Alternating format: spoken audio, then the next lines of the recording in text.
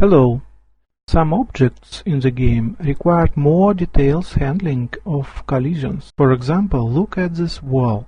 If it is processed like a cube, it will not look very good, but it can be easily fixed.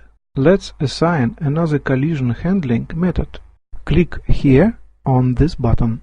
This is the Object Property window. Select Precise Method Collision.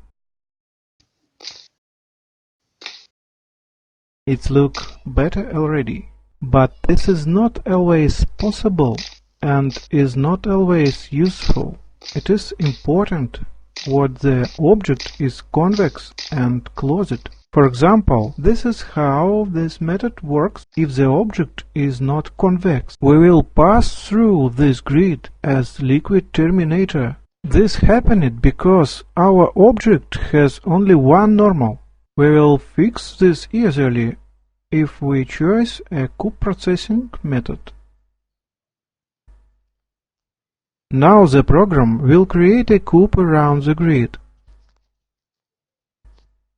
and it will not miss the player. In 3D graphics, such cube around irregular objects are often called gizmo. We can turn off an object from physics processing. Just choose nothing in collision method. And now our hero can pass through this tree.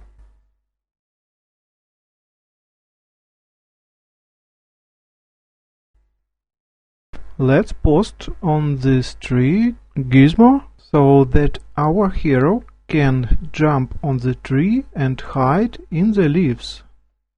To create a gizmo with hands, create any object and put it in the right place.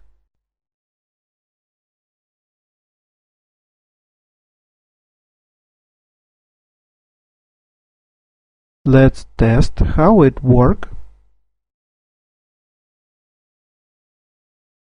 OK. Now go to the Object Properties window and choose No in Render option.